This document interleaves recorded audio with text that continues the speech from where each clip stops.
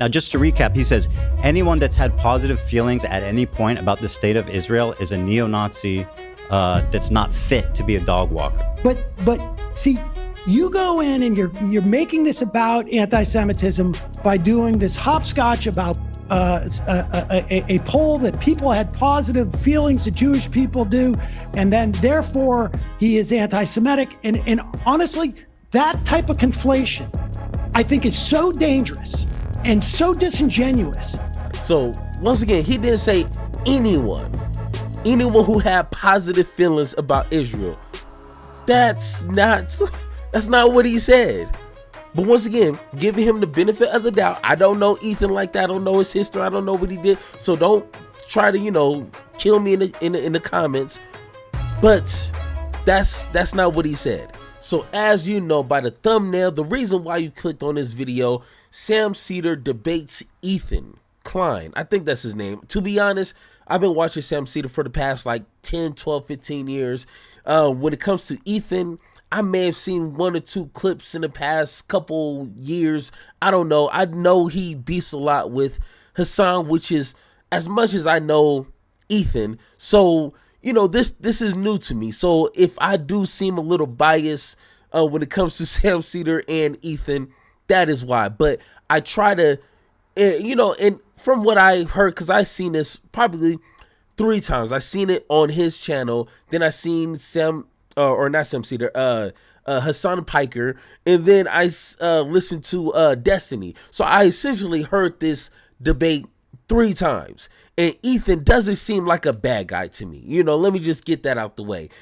This was an honest conversation, and when it comes to at least my perspective, the study that I have done, it probably like a 2-month study. I'm not a genius when it comes to this conflict that's been happening since 1917. You know what I'm saying? Like, this is a lengthy dispute, to say the least. So it's hard to encapsulate an answer for this type of war here. My simple, I guess, outlook is the Palestinian people have been under occupation from Israel since forever. You know what I'm saying? And it's hard to say, okay, whatever the Palestinians do for, liberation is justifiable. Because when innocent people die, you can't justify that. And vice versa. Israel and the Jewish people, they have a right to live. They have a right to call a place a home. Now, how that was structured, that's up for debate even also. But when it comes to innocent people, innocent Palestinian people dying, you can't make excuses for that. Ever since, October 7th, 2023, let me pull up my numbers here. Over 52,000 people have been killed. And in that mix, 70% of women and kids. You can't make excuses for that. When it comes to injured, 117,000 people and counting. Like, you can't make excuses for that. Literally, Gaza is like, 87% destroyed.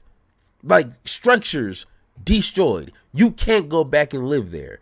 So whatever you want to call this, a war, a genocide, I personally call it a genocide. You have to look at it from both perspectives. And I try so hard to. And once again, I'm not a scholar when it comes to this, but a ceasefire needs to happen. Obviously, when it comes to any hostages, they need to be released. No ifs, ands, or buts about it. And that's for both sides. And a 2-state solution, in my opinion, is the only solution. But once again, I'm not a scholar. I'm just a regular guy who has allergies. So if I'm talking, this is why I'm sounding like this. But let's go ahead and get into the video. And this is like an hour or something debate conversation here. So I'm just gonna pick out 3 parts of this debate that I feel were worth talking about. So let's go ahead and get into the video. So, I can't say if the Israeli population had a full understanding of what was happening in Gaza, that they wouldn't change their mind. But I don't see a lot of evidence of it. So, as you touched on, this was made basically before the war started. And I think that the unfortunate, really tragic outcome of the war is how much it's jaded and radicalized, I think, people in Israel. It's really, I think people in Israel feel like isolated. They feel like, the sentiment in Israel is basically that the world wants, the country to disappear. And obviously, like, that's a much more nuanced conversation, but the feeling there has definitely radicalized a lot since the war started. It's gotten a lot worse. And I think I think that gets to it to some extent. I mean, you have this wholesale slaughter. I was looking up. We killed in Iraq. Depending on what numbers you want to look at, but I think it's safe to say directly hundreds of thousands of people. But even like the number of children that we killed in Iraq, I think has been surpassed by what's happened in Gaza. And I think one of the things that I find shocking is that the sense and look, I experienced this with family members. Where the sense that there's a victimization, for instance, let's say on college campus of Jewish students, and I think that to look at what's going on, the totality of what's going on, and to perceive the victims of what's happening here to be the Israeli citizenry or Jews in this country, I think it just blows my mind. I mean, two people can care about two things at once. Why should people? Oh, absolutely. Absolutely. People who are uninvolved in the war, if they're being like victimized in a separate situation because of their Jewish identity, that's a problem, don't you think? Oh, I do. But and you can care about. So this right here, I think, and it's weird how they agree with each other, but it seems like they can't like agree with each other. Like, obviously, if there's Jewish people here and they're being mistreated because of what's going on over there, obviously, if you're being mistreated, especially for your identity of something you couldn't control, then holy shit, like that's an obvious, right? So there's really like no pick a side when it comes to that, obviously. So I like this clip, but once again, I wish they can just fucking agree. Like, hey, we can support the innocent Palestinian people from Israel, and at the same time, we can protect Jewish people, Jewish Americans here. Like, why can't we do that? We should be able to do that. I know there's people who are doing that. So that's, yeah, it might be nuanced, but like that should be pretty simple to understand. So I like this clip because it's like they're slowly leading to something that's obvious. So two things. You can't be like, oh, these people are ridiculous for caring about anti-Semitism on college campuses because the war's happening. Both we can care about two things. 100%. And obviously one is way worse, right? One is way worse. But that's the point. One is way worse than what's happening in Gaza. But who should tolerate being discriminated against based on their identity? You know what I mean? Like, of course, who wouldn't react to that? I don't think that people are. I don't think that people are being victimized. Certainly, listen, anti-Semitism is real. It was real when I was a kid. There was many times I had pennies thrown at me growing up and playing basketball. There was a lot of. I've experienced anti-Semitism, but I would put it in the context of like you're a parent, I'm a parent. If my kid is going through something very difficult, it's obviously difficult for me, but it's more difficult for them. And it's a question of prioritizing these things. You can have two thoughts in your head at the same time, but to center oneself or to perceive that one's victimization is sufficient to ignore the Well, I got to stop you because I don't think I don't know who's doing that.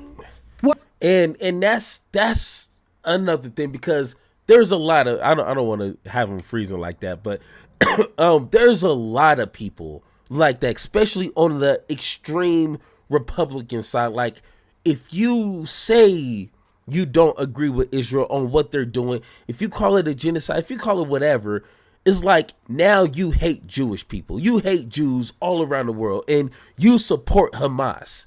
It's like, no, I just think what Israel is doing to the Palestinian people in Gaza is wrong.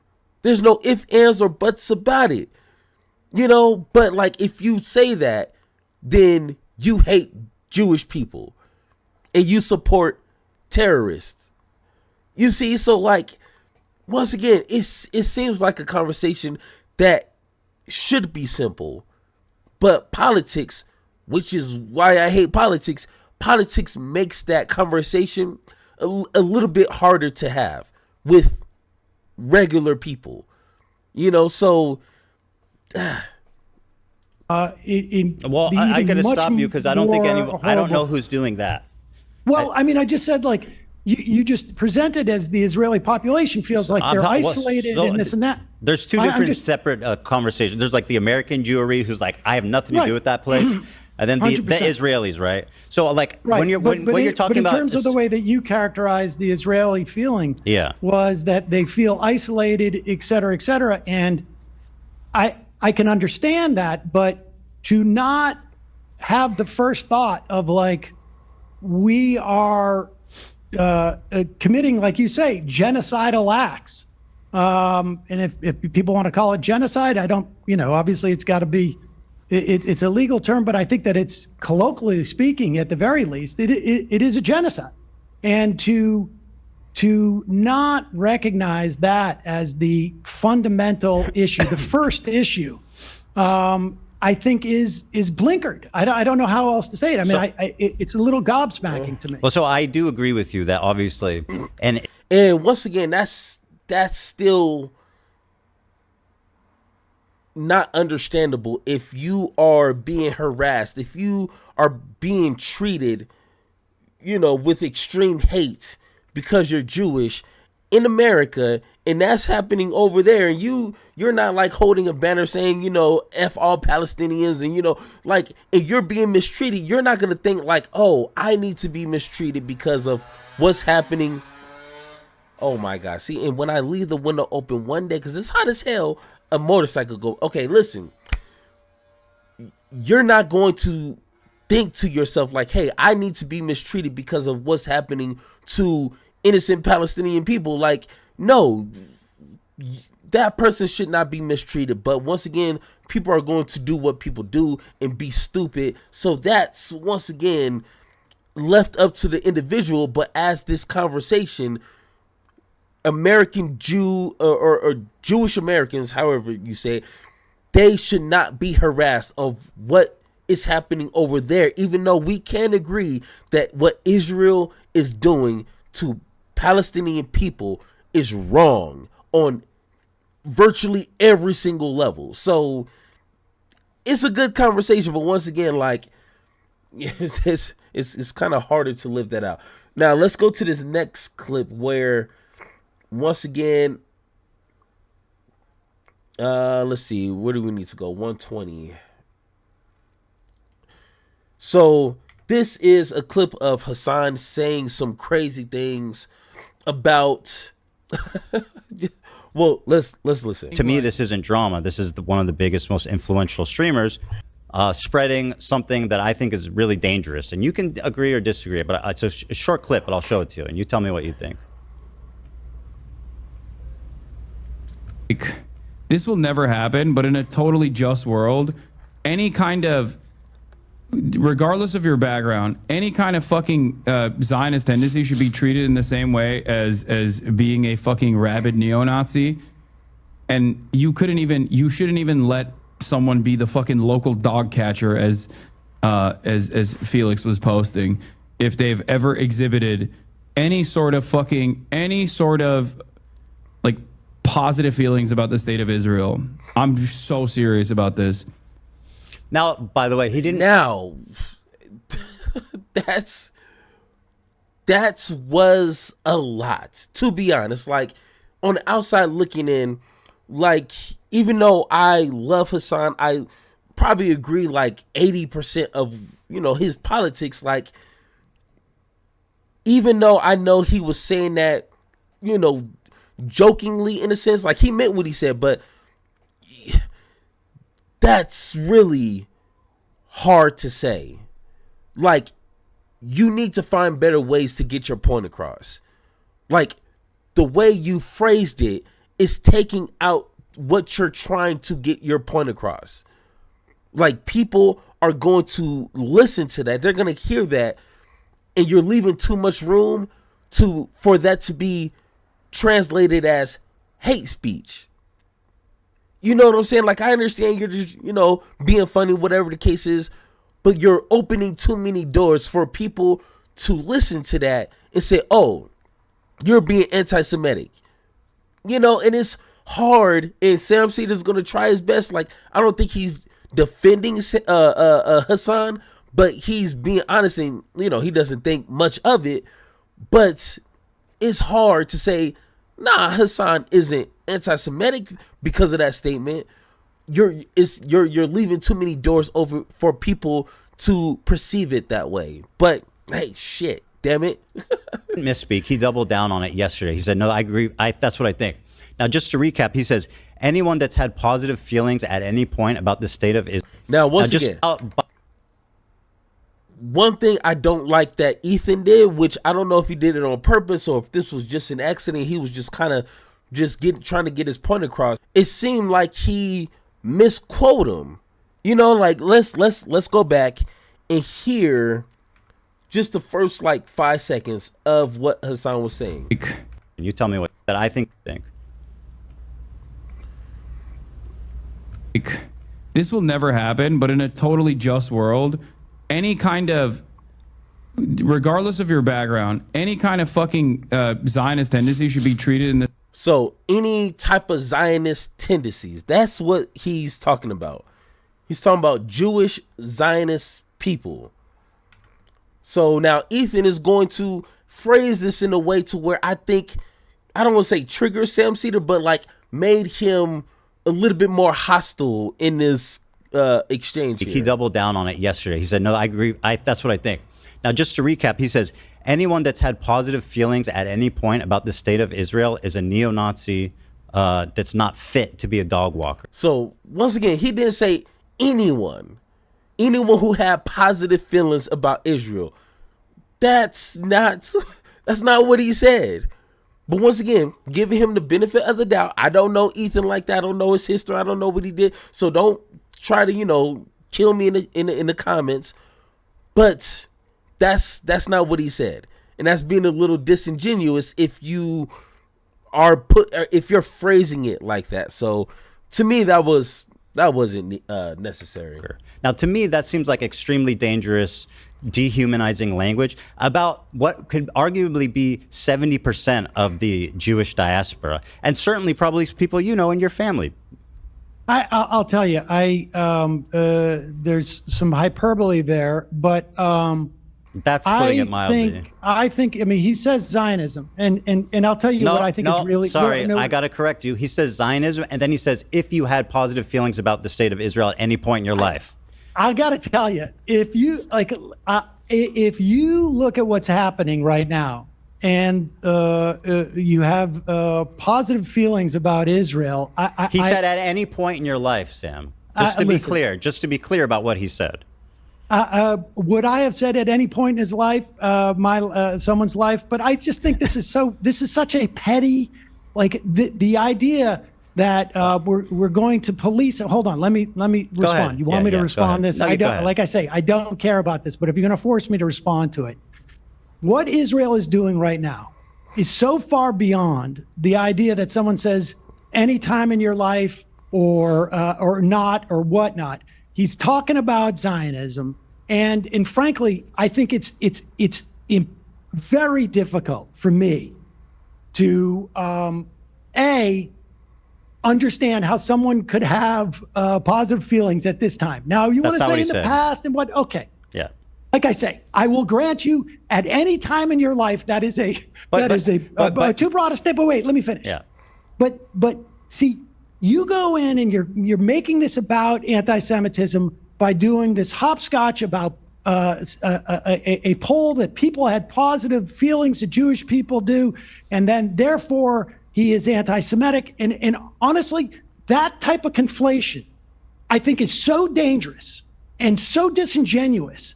I mean, I don't want to get too passionate about this, but I will tell you something. I have had a guy.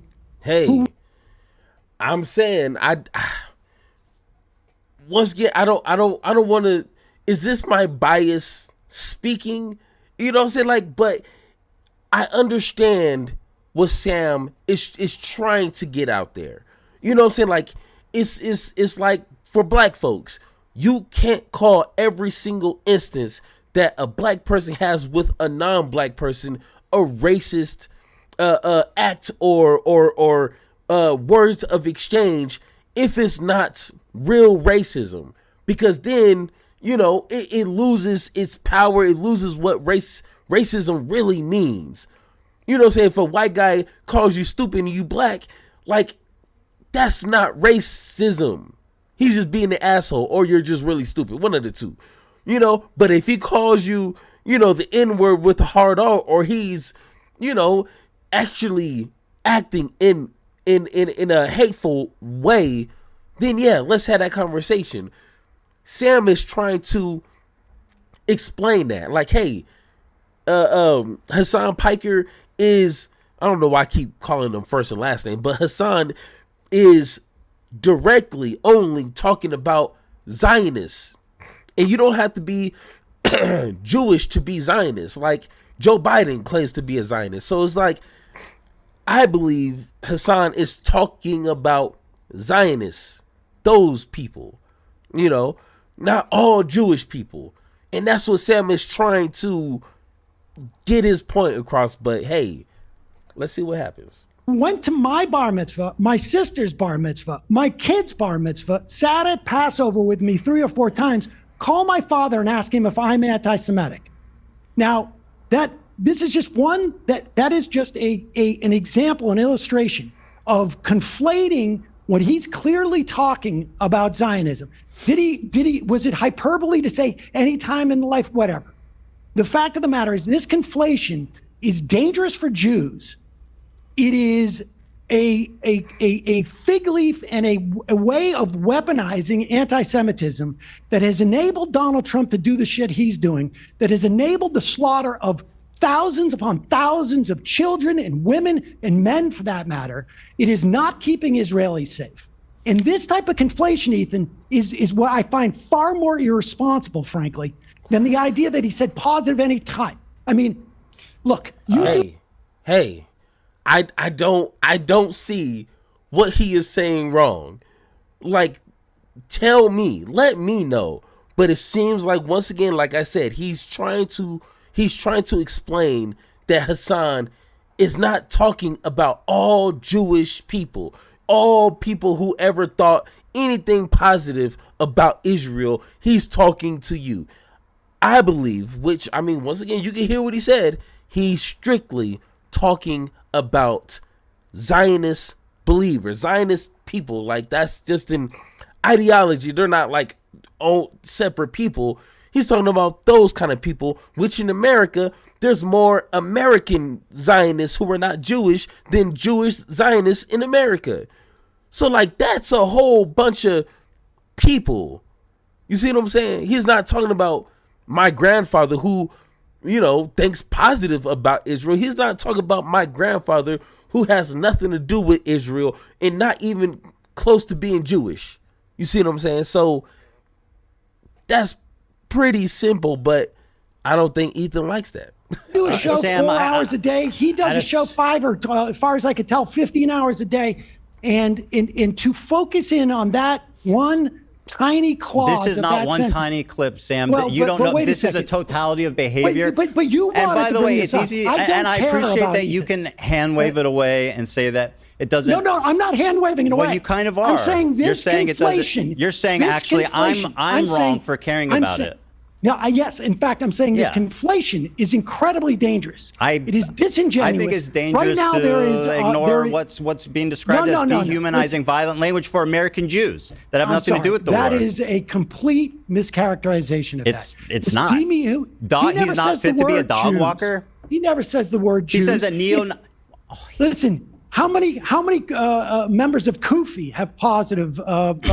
So then they're just gonna get deeper into, and once again, if you guys want to watch this whole thing, which I'm pretty sure you already have if you're watching this, but Sam is gonna continue to make the point like there's non-Jewish Zionists that in America, then there is Jewish Zionists in America. So it's like he's not talking about Jewish people. But let's go to my last spot here, my last clip here.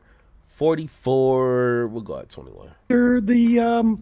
The first one that they went into, they built it when they were occupying Gaza. Are you and right? That's true of that one. But I mean, they have a vast tunnel network, obviously, as everybody knows. But I don't care. I don't want to get into the weeds on this. The $1 million question is like, what can we do? Now, it's obviously insanely difficult as to say. Americans, I think we can stop aid immediately. I mean, obviously, it's not going to happen under Trump. I'm in favor of that, by the way. Okay. I Yeah. mean, good. I mean, I think we should call for all aid to be ceased. And I think we should stop protecting them in the UN. What should have Israel done on October 8th, I guess? Like, what would have been an appropriate response for their government? Now, this is a weird question. Like, this is a question that I don't know that can be asked in good faith. Like, if someone said that Israel should not have defended themselves, then obviously you're an idiot. But like, then the question would be, okay, Israel can defend itself. What does that look like? That's almost like, I don't want to say impossible, but if you don't give a sufficient answer of wiping out all of Hamas, then that seems insufficient in some sense. Like, kill the people or capture the people, however you want to do it, those who attacked Israel on October 7th. When it comes to killing 52,000 people and injuring 117,000 people and destroying 90% of Gaza, that's overkill, obviously. And then that's when it gets to the point of, are they trying to wipe out all these people? You see what I'm saying? Like, this is a weird question. I don't think it's really going to benefit any real conversation, but they go at it, and I don't know. It's a stupid question to me. I mean, without saying not this. What should they have done on October 8th? I mean, I think that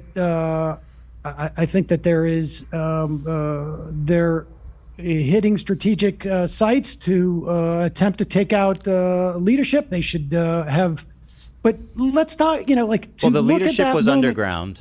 Yeah, to look at that, that moment. Okay, but still, if it's underground, in the sky, in the moon, like in outer space, then handle business then. But to just blanketly destroy areas and killing this many people is not an excuse of trying to find Hamas leadership. Which, once again, I don't know. I already talked about this in other videos, but that's killing all these people. You're not doing yourself. You're doing yourself a disservice for trying to prevent this from happening again. This is not doing a good job. So moment in history. Like maybe it was. I disagree because they had to do something. Listen, maybe in that moment, they had to go in and bomb or whatever they do. I think that any action that they would have taken at that point, frankly, was a function of literally decades of oppressing people and attempting to bring this to an eventuality. Right. I mean, this was. And so, what should they have done? Ages ago. And once again, if you kind of know the history, especially with Benjamin Netanyahu, like they have, and I said this in other videos, but it seems like they have been looking for an excuse to do something like this. Like they have been having this rhetoric, this hateful rhetoric for decades on wanting to get rid of the Palestinian people, to say the least. Like, and it feels like this was the excuse they needed. So once again, like they, at least in my opinion, they didn't want to do something calculated to where it's only going to affect the leadership of Hamas. No, you weren't going to get that. And the Palestinian people, Hamas, they knew that. If I knew that, they knew that. So, well, I mean, you're avoiding, yeah. Okay, I think what they should have done is begun empowering Palestinians in the West Bank. They should have done. This is my favorite answer, Sam. You're saying that this is what Hasan told me. They should disband their government and lift the borders in response to the worst terrorist attack that's ever happened. I think honestly, when you see that your policies have failed, but I don't think this you was actually their don't agenda. believe that that's a real thing, though. I'm interested in having like a real conversation. You can't like live in a fairy tale land where, in response to the worst military or terrorist attack of all time, Israel, who's already, as you state, like genocidal and racist and all these terrible things, is going to lift their borders and disband their government. Well, wait a second. You're asking me what they should have done, and that's different. No, in a from realistic what I way, not in a expect them to fairy do. tale, Sam. Well, listen, there is no realistic thing. Their agenda has been, it has been quite clear. Their agenda has been, since Ariel Sharon walked on the Temple Mount and tried to scuttle peace talks, the agenda since the assassination of Rabin by arch Zionists in Israel, the agenda has been to bring about this moment. There is no doubt about it. The annihilation of the Palestinian people has been an agenda in Israel for far too long. So from the perspective, it's anything I say is fantastical relative to what they would actually do. Anything. There's nothing they could have done that. And that's what I'm saying. Like there's not an answer for that. You can't make that. You couldn't make this into a more peaceful exchange and ending to this, because like he said, this was something they've been wanting to do for decades. So what do you expect to happen? Not just a few people killed and then, peace talks and, ceasefires. No, that's not going to happen. So this is where we're at. Because of the situation, anything I'm they would have done would have this been. Was, there was no plan that on this day they were going to do this. But if you go back 10 or 15 years ago and look into Bibi Netanyahu's brain, the idea that this is ultimately going to happen was definitely the agenda. What, in terms of like attacking Gaza or inciting an attack? I would imagine both, frankly. But to find a way to eliminate the Palestinians, this has been the agenda of at one time what I think was a smaller segment of the Israeli body politic, and I think has increasingly become an even larger portion of the Israeli politic. So, I mean, anything I say in terms of should is fantastical. Anything.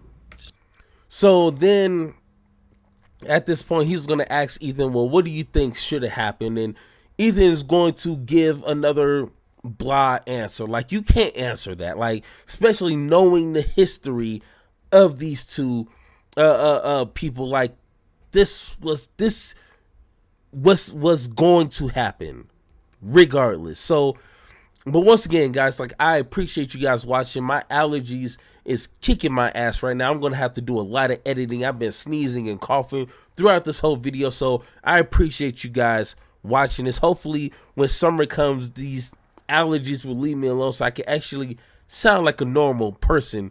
But yeah, I mean, tell me what you guys think. Once again, I don't really know Ethan like that. So, like, if he's done or said some crazy things, I don't know about. Obviously, I don't know about it. But I believe the two exchange were coming from a real place, except for that part where he misquoted Hasan. But I don't think Ethan is a hateful person. I think, like he said at the end of his interview there, like, he is more hopeful for Israel and the people on where this is going. And people like Sam was like, hey, he's not as hopeful, and he's more like, hey, they're just going to finish the job at this point. And that's kind of my, perspective of the two. I don't think anyone really owned anyone or really destroyed anyone, so I'm not going to make that sort of thumbnail because it wasn't that kind of party. So once again, guys, if you agree or disagree with anything I said in this video, let me know in the comments down below, or hit that blue sky button in the link in the description down below so we can have that one-on-one talk. And like always, let's have that conversation.